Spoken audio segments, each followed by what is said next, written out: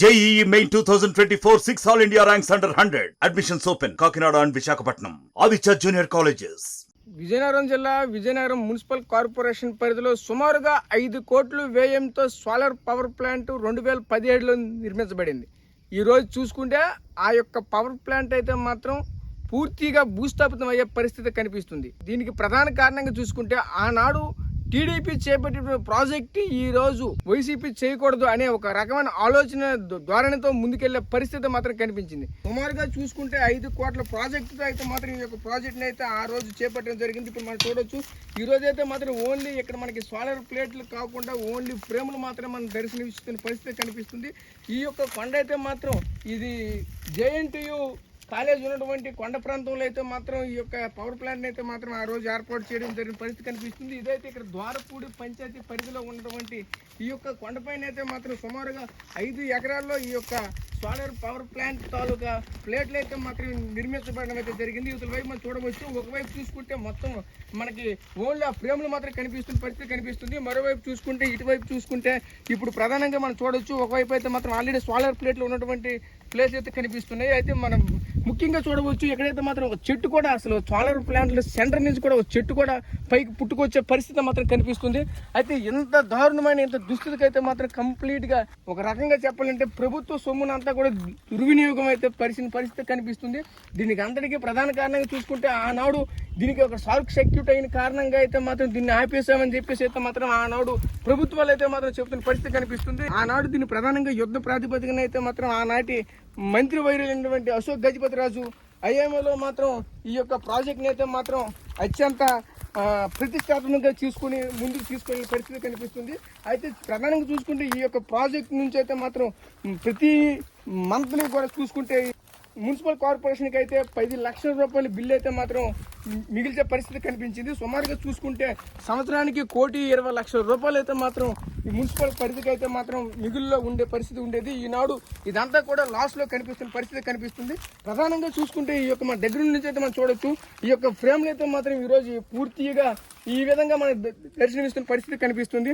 మొత్తం ఇదే కాదు, ఇక్కడ నుంచి చూసుకుంటే చుట్టుపక్కల అంటే ఇక్కడ సుమారుగా 5 ఎకరాల్లో ఇటువంటి ప్లాంట్లు అయితే మాత్రం ఏర్పాటు చేయడం జరిగింది. సపరేట్గా దీనికోసం అయితే మాత్రం ఒక సబ్ స్టేషన్ కూడా ఏర్పాటు చేయడం జరిగింది. సుమారుగా చూసుకుంటే 4,000 నుంచి 4,500 యూనిట్ల వరకు అయితే మాత్రం ఇక్కడ ప్రొడ్యూస్ అయితే మాత్రం జరిగే పరిస్థితి కనిపించింది.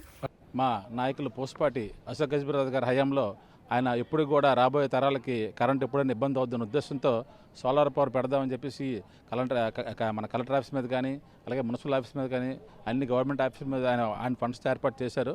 అందులో భాగంగా మన JNTU కాలేజ్ మీద సుమారు 5 ఎకరాలు శాంక్షన్ చేసి 2 మెగావాట్స్ ప్రాజెక్ట్ 5 కోట్లు, సుమారు దాని ఖర్చు 5 కోట్లు అండి. దాంతో పెట్టిస్తే సుమారు నెలకి 10 లక్షల బిల్లు మనకి మిగిలిది. మున్సిపాలిటీకి మనకి 10 లక్షల బిల్లు వాడుకోగా తిరిగి గవర్నమెంట్కి కూడా కొంత కరెంట్ అమ్మే పరిస్థితిలో ఉండేది. అయితే మన వైఎస్ఆర్ ప్రభుత్వం 2019 వచ్చిన తర్వాత దాని మీద మెయింటెనెన్స్ నిలిచేసేసారు. ఎందుకంటే ఎంత సోలార్ పవర్ అయినా సరే 6 మంత్స్కి ఒకసారి 4 మంత్స్కి ఒకసారి ఆ ప్యానల్ బోర్డ్స్ని క్లీన్ చేయాలి. క్లీన్ చేయడం వల్ల ఏంటంటే అది ప్రొడక్షన్ చాలా బాగా వస్తుంది. అది చేయకపోగా తర్వాత తుఫాన్ ఏదో వచ్చిందని చెప్పేసి అవి పాడైపోతే అవి కూడా రిపేర్ చేయకుండా ఉండడం వల్ల నిరుపయోగంగా అయిపోయింది. ఆ తర్వాత ఏం చేశారంటే దాన్ని మళ్ళీ బాగు చేస్తామని మేము ఇప్పుడు గ్రీవెన్స్లో పెట్టిన తర్వాత బాగు చేస్తామని చెప్పేసి అన్నీ ఇప్పేసి స్క్రాప్ కింద మరి వాళ్ళు అమ్మేసుకున్నారో ఎవరు పట్టుకెళ్ళిపోయారో తెలియదు. కానీ ఇప్పుడైతే అక్కడ ఏమీ లేదండి, మళ్ళీ ప్లెయిన్ స్ట్రక్చర్ ఉంది. అంటే ఒక ప్రజాధనాన్ని 5 కోట్ల ప్రజాధనాన్ని వాళ్ళు ఈ విధంగా చేయడం మరి చాలా బాధాకరం. అయితే మా నాయకురాలు అతిథి గజపతిరాజు గారు ఇప్పుడు అధికారంలో రాగానే ముందు ఇలాంటి గవర్నమెంట్ ప్రాజెక్టులు పాడైపోయినవన్నీ కూడా ఆవిడ మళ్ళీ దాన్ని పునరుద్ధరించి మళ్ళీ ప్రజల అవసరార్థం మళ్ళీ అవన్నీ ఓపెన్ చేయడానికి ఆవిడ కృషి చేస్తున్నారు. కాబట్టి ప్రెస్ వారి ద్వారా ప్రజలకు తెలియజేస్తూ అలాగే మున్సిపాలిటీ వారికి కూడా మళ్ళీ దాన్ని పునరుద్ధరించి దానికి తగిన ఫండ్స్ ఆవిడ నాయకత్వం తెప్పించుకొని మళ్ళీ దాన్ని ఓపెన్ చేద్దామని మేము మనస్ఫూర్తిగా కోరుకుంటున్నాం. తెలుగుదేశం పార్టీ ప్రభుత్వం వచ్చిన తర్వాత మా ద్వారపూడి గ్రామంలో సోలార్ అనేది ఏర్పాటు చేసి మున్సిపాలిటీకి అప్పుడు ఇచ్చారు. కేంద్ర మంత్రిగా అశోక్ గజపతిరాజు గారు దాన్ని ఓపెన్ చేశారు. ఓపెన్ చేసి చాలా సంవత్సరాలు మెయింటైన్ అయిన తర్వాత ఈ వైఎస్ఆర్ ప్రభుత్వం వచ్చిన తర్వాత దాన్ని అంచెంచులుగా మొత్తం దాన్ని లేకుండా చేశారు.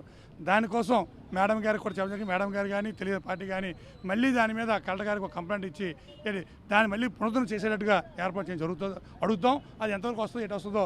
మరి అశోక్ గజపతిరాజు గారు సోలార్ అంటే ఇష్టం, ఆ ఇష్టాన్ని మరి దీనిగా చేయడానికి మా ప్రభుత్వం అయితే ప్రయత్నం చేస్తాను అనుకుంటున్నాం. సార్ ఇప్పుడు ఈ ద్వారపూడి దగ్గర ఉన్నటువంటి పవర్ ప్లాంట్ కంప్లీట్గా డిస్మాండిల్ అవ్వడానికి గల కారణాలు ఏంటి? దీనికి తల పాపం పిలకడం అన్నట్టు రకరకాల కారణాలు ఉన్నాయండి. Basically it's a tripartite agreement ద్వారా ఈ ప్రాజెక్ట్ ఇన్స్టాలేషన్ అయింది. ఈ ప్రాజెక్ట్ ఇన్స్టాలేషన్లో there is a NEDCAP is the master role, key role. So corporation అయితే అమౌంట్ పే చేసింది, కానీ కార్పొరేషన్ యొక్క పాత్ర వెరీ లిమిటెడ్ అయ్యింది. బేసికలీ టెండర్ కౌటెడ్ చేసి టెండర్ పిలిచిన తర్వాత సో ఎక్స్పర్ట్ టెక్నికల్ సపోర్ట్ కానీ ఎక్స్పర్ట్ సపోర్ట్ కానీ ఆ టెండర్ పిలిచింది కూడా నెట్ క్యాప్ డిపార్ట్మెంట్. సో ఏదైతే నెట్ క్యాప్ డిపార్ట్మెంట్ చేసి కాంట్రాక్ట్ని ఫైనలైజ్ చేసి ఎంగేజ్ చేసిన తర్వాత వాళ్ళతోటి సావిత్ర ఎంటర్ప్రైజెస్ ఏదైతే ఉందో వాళ్ళ ద్వారా ట్రై అగ్రిమెంట్లో భాగంగా O&M కూడా కార్పొరేషన్ వాళ్ళ అగ్రిమెంట్ చేసింది. బట్ అయితే దీంట్లో ఉన్న ఇన్స్టాలేషన్ అయిన తర్వాత సబ్సీక్వెంట్గా కొన్ని వాళ్ళు సరిగా ఆపరేషన్ చేయడం O&M చేయకపోవడం వల్ల ఇమీడియట్గా వాళ్ళందరికీ నోటీస్ పెట్టి పంపించడం జరిగింది. సో కానీ వాళ్ళు రెస్పాండ్ కాలేదు. రెస్పాండ్ కాకపోతే తదుపరి మళ్ళీ నెట్ క్యాప్ వాళ్ళు కూడా కమ్యూనికేట్ చేయడం జరిగింది. నెట్ క్యాప్ వాళ్ళు కూడా ప్రాపర్గా రెస్పాండ్ అవ్వకపోవడం వల్ల, లేకపోతే వాళ్ళకి రెస్పాండ్ అవ్వకపోవడం వల్ల, ఏదో ఒక రీజన్ వల్ల ఈ ప్రాజెక్టు కొన్ని సంవత్సరాలు డిలే అయిపోయింది. సో ఆ డిలే అయిపోవడం వల్ల సో మెయింటెనెన్స్ అది లేకపోవడం వల్ల ప్రాపర్గా సో ఈ ప్రాజెక్టు ఇంత వాల్యుబుల్ కాస్ట్ అయిన ప్రాజెక్టు సో మేజర్గా ప్రాబ్లమేటిక్లో పడింది. సో తర్వాత నెట్ క్యాప్ ఎండీ గారు అండ్ కార్పొరేషన్ కమిషనర్ గారు, మా ఈఈ గారు అండ్ నెట్ క్యాప్ వాళ్ళు, తర్వాత ఏమో నీ కన్సల్టెన్సీ వాళ్ళు కూడా వచ్చి డిస్కస్ చేయడం జరిగింది. డిస్కస్ చేసిన తర్వాత ఫైనలైజ్ చేశారు. ఫైనలైజ్ చేసిన తర్వాత సో మళ్ళీ ఈ అమౌంట్ ఏదైతే ఉందో, కాస్ట్ ఎఫెక్టివ్ అమౌంట్ ఏదైతే ఉందో దాన్ని ఎంత బేరబుల్ చేయాలి, కార్పొరేషను అండ్ ద ఏజెన్సీ ఏదైతే ఉందో వాళ్ళు కూడా భరించాలని సో డిస్కషన్లో జరిగింది. డిస్కషన్ జరిగిన తర్వాత దాని మీద ఫైనల్ అవుట్పుట్ రాలేదు ఇప్పుడు వరకు. సో రీసెంట్గా మళ్ళీ మేము కమ్యూనికేట్ చేయడం జరిగింది సో నెట్ క్యాప్ వాళ్ళని. సో నెట్ క్యాప్ వాళ్ళతో మళ్ళీ మాట్లాడడం జరిగింది. సో వాళ్ళందరికీ నోటీస్ ఇచ్చి ఫైనల్గా దాన్ని అవుట్పుట్ చేయడం జరగడానికి చర్యలు తీసుకుంది. ఇన్మీనివేలు ఉండగానే ఈ ప్రాజెక్ట్ వైబుల్గా లేదు, అక్కడికి ప్రాబ్లమేటిక్ ఉంది కాబట్టి గునుపూరుపేట కూడా మార్చమని పెట్టడం జరిగింది. దానిపైన కూడా నెట్ క్యాప్ వారు ఇప్పటి వరకు ఎటువంటి యాక్షన్ తీసుకోలేదు. సో ఏజెన్సీ వాళ్ళు నిర్వహించకపోవడం, దాన్ని పటిష్టంగా అమలుపరచమని కార్పొరేషన్ వాళ్ళు దాన్ని డిమాండ్ చేసి ఉండుంటారు. దాన్ని నెట్ క్యాప్ వాళ్ళు ఇంప్లిమెంట్ చేయకపోవడం వల్ల ఓవరాల్గా సో ఈ ప్రాజెక్ట్ మొత్తం అంతా కలిసి దే హ్యావ్ టు అటకెక్కడం జరిగింది.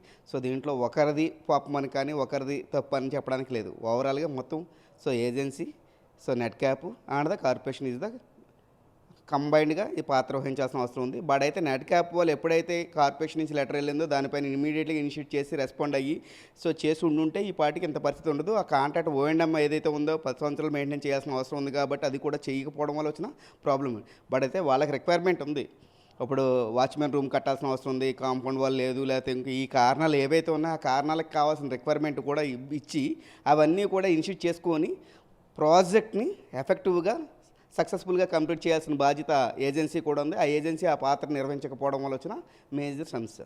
ఈ యొక్క ద్వారపూడి వద్ద ఉన్నటువంటి సోలార్ పవర్ ప్లాంట్ అయితే మాత్రం కంప్లీట్గా నాశనమైంది. అయితే ఈ యొక్క పవర్ ప్లాంట్ని మళ్ళీ పునరుత్పత్తి చేసి దీన్ని యథావిధి స్థాయికి అయితే మళ్ళీ తీసుకువస్తారా, లేదంటే దీన్ని కూడా ఇలా విడిచిపెడతారా అని చెప్పేసి అయితే మనం ఎదురు చూడవలసిన పరిస్థితి కనిపిస్తుంది. అయితే ఈ యొక్క ఇంత దౌర్భాగ్యానికి అయితే మాత్రం వైసీపీ ప్రభుత్వం అయితే మాత్రం ఒడిగట్టిందని చెప్పొచ్చు. ఈరోజు మళ్ళీ ఆ రోజు చూసుకుంటే 2017లో దీన్ని ఒక ప్రతిష్టాత్మకంగా తీసుకుని పోస్పేట అశోక్ గజపతిరాజు ఆ రోజు మంత్రి అయినటువంటి ఈ యొక్క కార్యక్రమాన్ని అయితే మాత్రం ఆ రోజు చేసి పెట్టడం జరిగింది. అదే ఆ నేపథ్యంలో చూసుకుంటే ఈ యొక్క పక్కనే ఉన్నటువంటి ద్వారపూడి పంచాయతీని అయితే మాత్రం దత్తత గ్రామంగా ఆయన తీసుకున్నారు. ఆ నేపథ్యంలోనే ఆ గ్రామానికి సంబంధించినటువంటి ఆ కొండపైన ఈ యొక్క పవర్ ప్లాంట్ని అయితే మాత్రం సోలార్ పవర్ ప్లాంట్ని అయితే మాత్రం ఆ రోజు ఆయన పెట్టాలనేది మాత్రం ఒక నిర్ణయం తీసుకుని దీన్ని అయితే మాత్రం ఒక డెవలప్మెంట్ దిశగా వెళ్ళారు. ఆయనకి ఒకే ధ్యేయంతో ఎప్పుడు కూడాను ఇక్కడ ఉన్నటువంటి పోస్పేట అశోక్ గజపతిరాజు అయితే మాత్రం ఎప్పుడు ఒక ఆలోచనతో ఉంటారు. అయితే దీనిలో ప్రధానంగా చూసుకుంటే సూర్యుడు అనేవాడు ఎప్పుడు కూడా ఉంటారు. ఖచ్చితంగా మన పవర్ అన్నమాట ఎప్పుడు ఎల్లవేళ అందుబాటులో ఉంటుందని ఆయన ఒక రకమైన ఆలోచనతో ముందుకెళ్ళిన పరిస్థితి మనకు కనిపించింది. ఈరోజు ఆ ఆలోచనతోనే ఈ యొక్క ఇంతటి పెద్ద ప్రాజెక్ట్ని అయితే మాత్రం ఈరోజు పెట్టారు. ఈరోజు ఈ యొక్క ప్రాజెక్ట్ని అయితే మాత్రం కంప్లీట్గా వైసీపీ ప్రభుత్వంలో ఉన్నటువంటి అధికారులు కావచ్చు, నేతలు కావచ్చు, ఈ యొక్క ప్రాజెక్ట్ని పూర్తిగా గాలికి వదిలేసి అసలు ఇక్కడ ఏమీ లేకుండా చేసేసి భూస్థాపన చేసే పరిస్థితి మనకు కనిపించింది. మళ్ళీ దీన్ని పునరుత్పత్తి చేసి ఎక్కడి నుంచి అయితే మాత్రం మళ్ళీ యథావిధిగా మళ్ళీ ఇక్కడ నుంచే ఈ సౌర విద్యుత్ని అయితే మాత్రం నగరానికి పంపిణీ చేస్తే పూర్వకాలంలో ఏ విధంగా గత 2-3 సంవత్సరాలు అంటే ఒక 2015 నుంచి 2019 వరకు ఏ విధంగా అయితే మాత్రం మున్సిపల్ కార్పొరేషన్ చూసుకోండి, విజయనగరం మున్సిపల్ కార్పొరేషన్ లాభాల సైట్లో నడిచిందో ఈరోజు కూడా మళ్ళీ అదే విధంగా ముందుకు పోతున్న పరిస్థితి కనిపిస్తుంది. దీన్ని అయితే మాత్రం ఈ యొక్క గ్రామ ప్రజలు కావచ్చు, అలాగే ఈ నగరవాసులు కావచ్చు మళ్ళీ పునఃప్రారంభించాలని కోరుకుంటున్న పరిస్థితి కనిపిస్తుంది. కెమెరా పర్సన్ నాయుడుతో రాజేష్, RTV విజయనగరం నుంచి. మరిన్ని వీడియోస్ కోసం ఛానల్ ని సబ్స్క్రైబ్ చేయండి, లేటెస్ట్ అప్డేట్స్ కోసం వాట్సాప్ ఛానల్ ని ఫాలో చేయండి అండ్ లింక్ డిస్క్రిప్షన్ లో ఉంది.